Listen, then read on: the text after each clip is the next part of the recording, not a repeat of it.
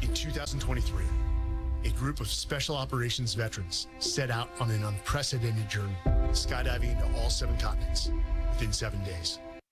That right there is the voice of retired Navy SEAL officer Mike Sorelli, who was part of that small group that dared to achieve the nearly impossible mission of completing 7 skydives on 7 continents in 7 days. Each skydive dedicated to a fallen U.S. service member, U.S. military service member. They've turned their journey into a documentary that premieres tonight in Los Angeles. It's called 777, and ahead of tonight's premiere, we're so honored Mike Sorelli and the film's director Dan Myrick join me in studio. What a night this is. Congratulations to the both of you. Thank you.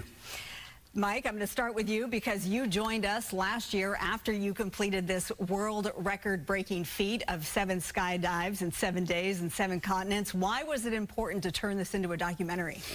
You know, our fallen mean everything to us, and it should mean everything to the nation. You know, Memorial Day is one day. For us, it's 365 days a year. They just were exceptional human beings. And I've been involved in veteran initiatives since I've gotten out, particularly trying to place them into businesses to transition and start their new lives. And people have these preconceived notions based off Hollywood. And don't get me wrong, Hollywood is the greatest recruiting tool for the military. Remember, you're in LA right now. Yes. No, I'm not saying that. But sometimes they don't depict them accurately as we know them.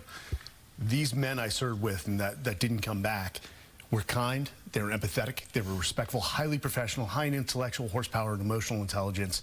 They were just well-rounded human beings. Yes, they did a dirty job, which was needed. But at the end of the day, warriors prevent war. We don't want to leave our families. And it's peace through strength. But we've got to tell America about these individuals. And I mean, these type of films is what motivated me to join. And that's what I grew up on.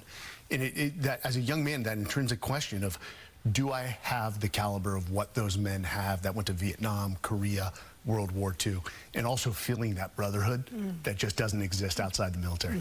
Well, you described exactly who you are. You are such a warrior inside and out, so we're so honored again to have you here tonight. Dan, you famously directed The Blair Witch Project. Yes. That movie's scary. What they do is scary. How does your directing shine through in this documentary? Well, first of all, it was an honor to be a part of the project, and you know, these guys are amazing individuals. They're all alpha personalities, and like Mike touched on too, Hollywood has a tendency to portray them in these sort of stereotypical ways. And I come from a storytelling background, and I think it was important for me and for Mike to have their stories told as well as the stories of the fallen. So that's where I sort of brought my skill set into this. It's more than just jumping out of airplanes. It's not like a Red Bull video. It's exciting stuff, but it's really about their stories, about them as individuals, and about the stories of the people they're jumping for. A lot of people may not know this. We know that Memorial Day is right around the corner, but May itself is Military Appreciation Month. Last May, I teamed up with you and veteran Nick Cush, and I skydived to help remember the fallen. I can't believe that was a year ago. Here's that moment, Mike. You remember this after I did that. The most exhilarating thing I've ever done. What do you want people, when they leave the theater tonight and they see your documentary and everything that you have done, what do you want them to take away? The humanity of the men and women that we send forward to war, and that veterans are not broken. Yes, can I make an argument that war breaks you mentally, spiritually, physically sometimes, but you can't break what's already broken. And we are capable of helping to take this nation to the next level, which is the whole point. But additionally is the sense of communal sacrifice that exists in the military, and that we actually lead through love. We're not these brutish people that want to go forward and kill people. No, we love the men and women to our left and right. We do have a high standard. We do hold each other accountable. And if we had just had a little more of that in our mainstream society, it would be a lot more peaceful and civil place to live. Dan, you said it was an honor to do this film. How did doing this film change you?